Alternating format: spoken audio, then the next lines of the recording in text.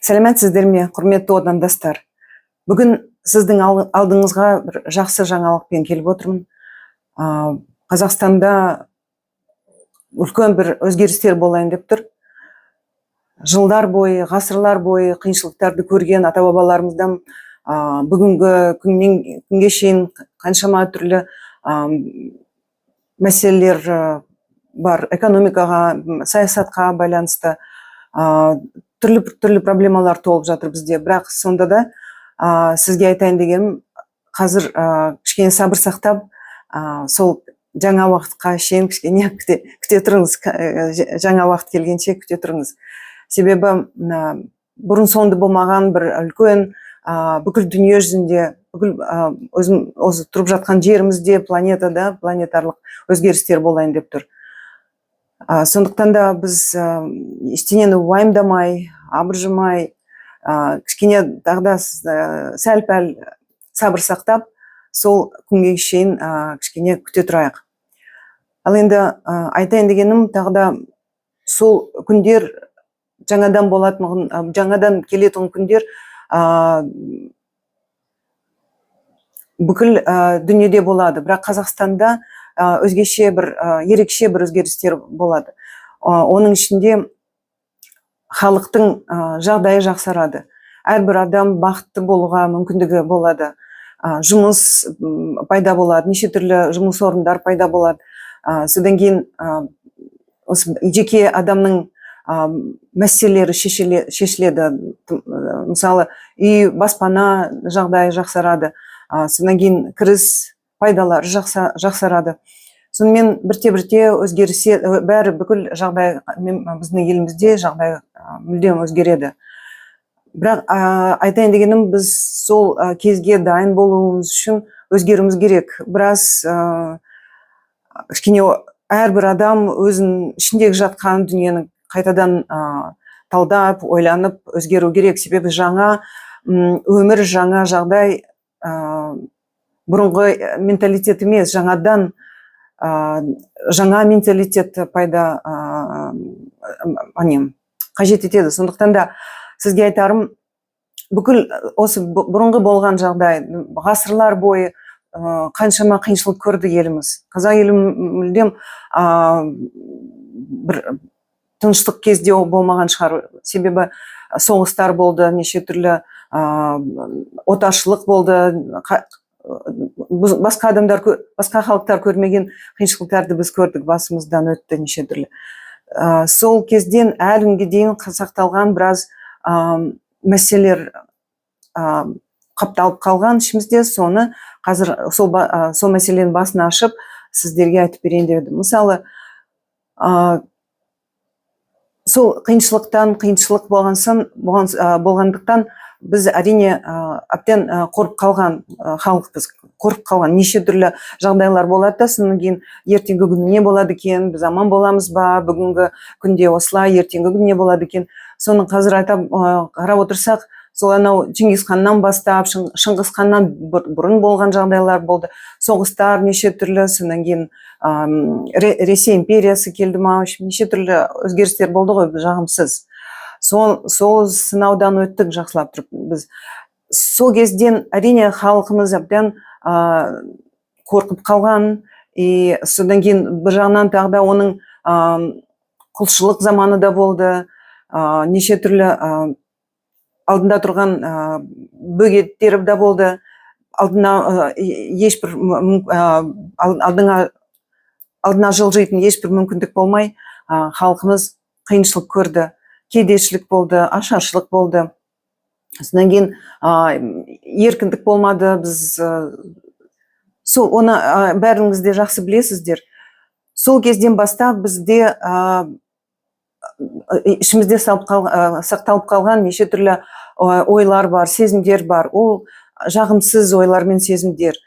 Біз әбден келімсектерден, мысалы, басқа бір елдерден келген адамдарды жақтырмай, оларды кетсін деп кейде тіпті ашық айтамыз.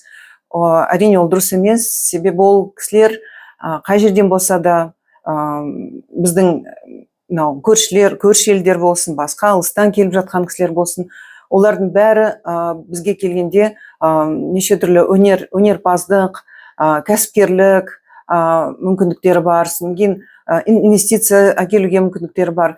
Олар қарапайым жаман емес, жақсы адамдар көбі. Бірақ та біз кейде оларды шошытып қоямыз өзіміз, себебі анау ішімізде жатқан көптен бері ғасырлар бойы жиналып қалған, қаптасып қалған жағымсыз сезімдердің арқасында біз қорқамыз. Олар ертең не әкеледі екен, не болады екен, бұлар бізді жаулап ала ма, бізді ертеңгі күні қайтадан отаршылыққа ала ма, не істейді, не болады деп ойлаймыз. Ол шыны керек олардың проблемалары емес, ол біздің өзіміздің проблемаларымыз. Сондықтан да оны шешуіміз керек алдында әрбір адам жақсылап тұрып ойлану керек. Мен өзім қандай адаммын, ішімде жатқан қандай мәселелер бар. Мен бірден барлық жиналып қалған, қаптасып қалған жағымсыз сезімдерді, ойларды бір жолата қоштасып ішімнен алып тастайын деп ойлау керек. Сондықтан да алдымен сіз барлық адамдарды, ең алдымен өзіңізді, содан кейін бүкіл сіздерге жас кезіңізден бергі келе жатқан неше түрлі қиыншылықтарды жасаған сіздерге, мысалы ол достар болсын, ағайын туыстар болсын, тіпті ата-ана болсын, жұмыста кісілер мүмкін сіздерге бір жаманшылық істеді. Кім сіздерге жаманшылық істеді? Солардың бәрін мүлдем оларға кешіру керек, олардың бәрін.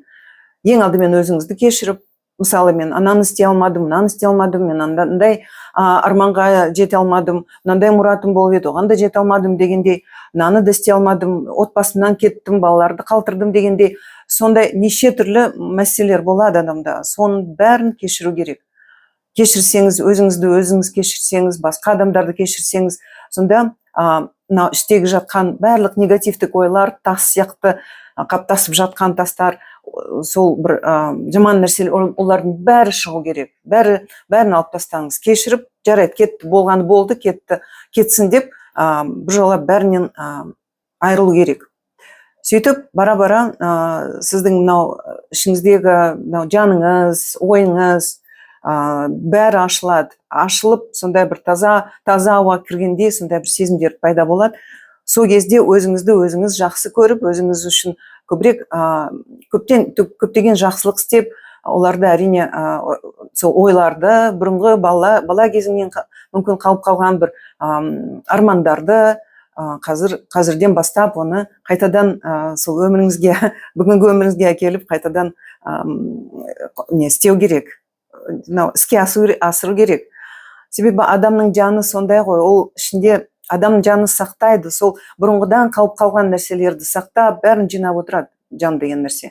Сол жанды тура біздің денемізді тазалағандай, сол жанымызды да тазалап, ойымызды да тазалап отыруымыз керек. Үйді жинаймыз, ыдыс-аяқты жуамыз, денемізді жуамыз, бірақ жанымызбен миымызда жатқан неше түрлі ойларды жинамаймыз, тазаламаймыз. Сондықтан да аптан жақсылап тұрып жинап, бәрін тазалап, ішіңнен шығарып тастау керек адам деген. Керек болса қағазға жазу керек. Мынандай адамдар маған мынандай қиыншылықтар істеді, осының бәрін мен кешіремін, ұмыттым, болды, кетті.